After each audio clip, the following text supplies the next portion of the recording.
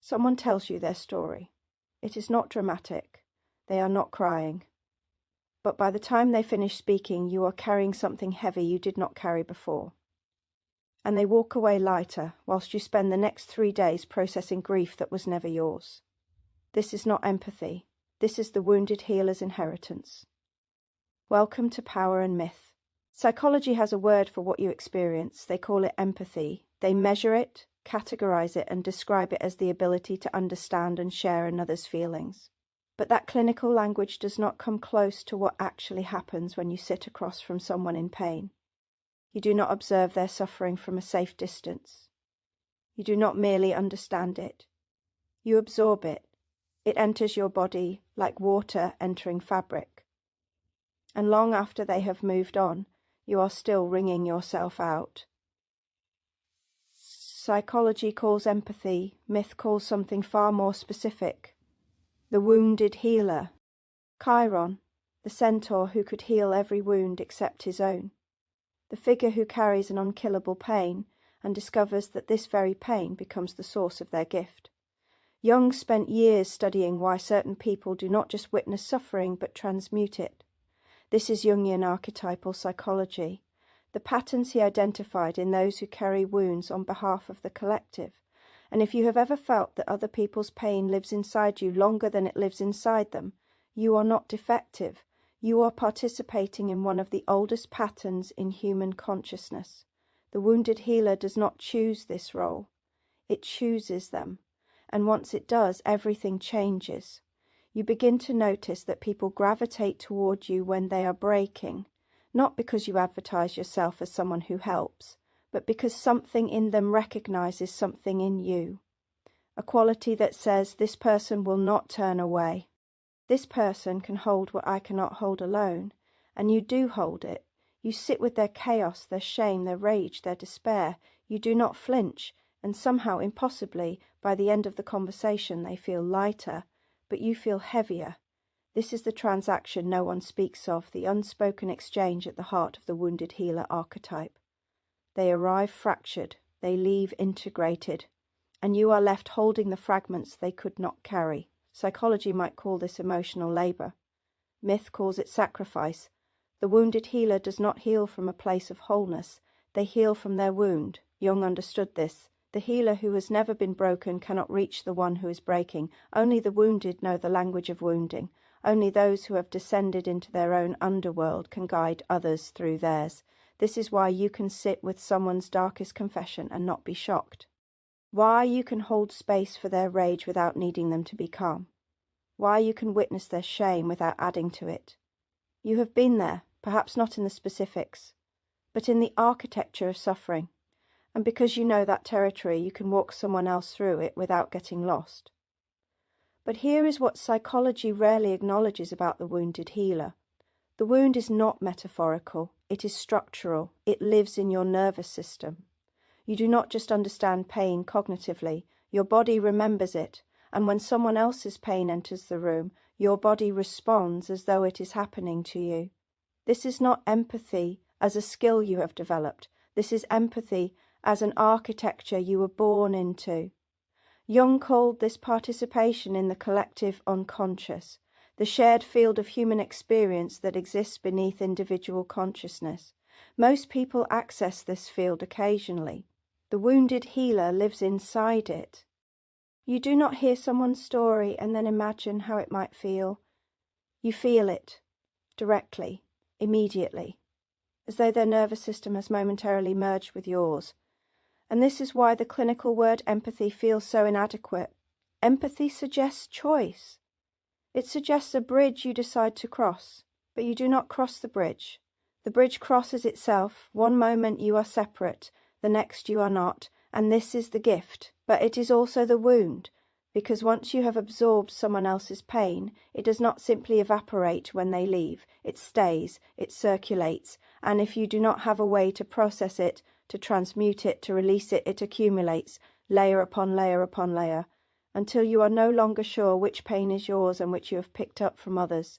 This is the wounded healer's shadow, the martyr who gives until there is nothing left, the one who believes their value lies in their ability to carry what others cannot.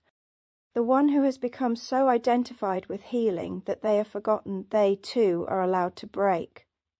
And this is where the wound becomes unkillable, because the wounded healer's pain is not a single trauma that can be healed and released. It is the ongoing cost of being wired to transmute suffering. Chiron's wound was immortal. He could not die, he could not heal. He could only endure. And in his endurance he became the greatest healer in all of myth. This is the paradox you live inside. The wound that will not close is the wound that makes you capable of healing others, but it is also the wound that isolates you. Because who heals the healer? Who holds space for the one who holds space for everyone else? Most of the time, no one. The wounded healer gives endlessly, but when they reach out for support, they discover that most people do not know how to receive from them. They are so used to you being the strong one, the steady one, the one who always has capacity, that when you finally admit you are struggling, they do not believe you. Or worse, they are uncomfortable, because your pain disrupts the role they need you to play.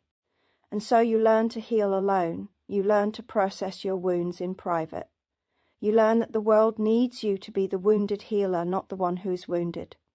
And this is the loneliness that myth names but psychology often misses. It is not the loneliness of being rejected. It is the loneliness of being needed for only one part of yourself. But here is what makes the wounded healer not just ancient, but essential. The wound is not the problem, the wound is the portal.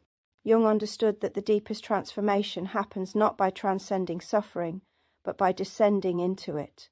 The wounded healer does not heal others by pulling them up and out. They heal others by going down and in. You do not fix people, you witness them. You sit in the dark with them. You let them know that the dark is not a place they have failed by entering. It is a place everyone eventually enters. And you know this because you have been there. You are still there. And this is the gift no one with an intact life can offer. The wounded healer does not heal from above. They heal from beside, from within. And this is why people feel safe with you, not because you have answers, but because you have endured questions. The wound is your credibility. It is proof that you know the territory, that you are not speaking from theory but from lived experience. And this is the integration most wounded healers eventually arrive at if they survive the martyrdom phase.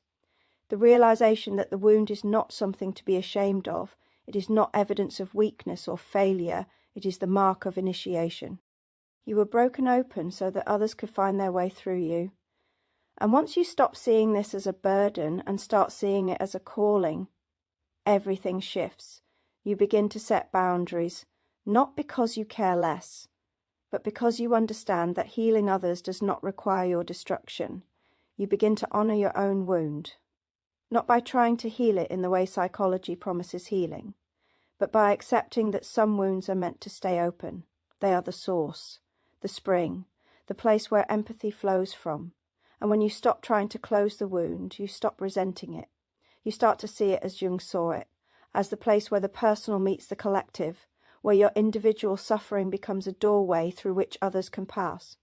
This is what it means to consciously embody the wounded healer, not as someone who sacrifices themselves on the altar of others' needs, but as someone who understands that their wound is both personal and archetypal. It belongs to you, but it also belongs to something larger than you.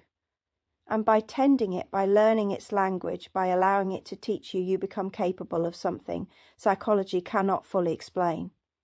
You become a translator between worlds, the one who can sit with someone in hell and remind them it is not permanent, the one who can hold the unbearable and make it bearable through presence alone, the one who proves that wounding is not the end of the story.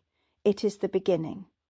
If you have spent your life absorbing pain you did not create, processing wounds you did not inflict, and wondering why you cannot stop caring about people who have long stopped thinking about you, this is your answer. You are the wounded healer. And that is not a diagnosis, it is a lineage. Tell me in the comments which part of this landed hardest, the moment you recognized yourself. Subscribe if you want to keep exploring this territory. You are part of something here at Power and Myth. Until next time, find your power, know your myth.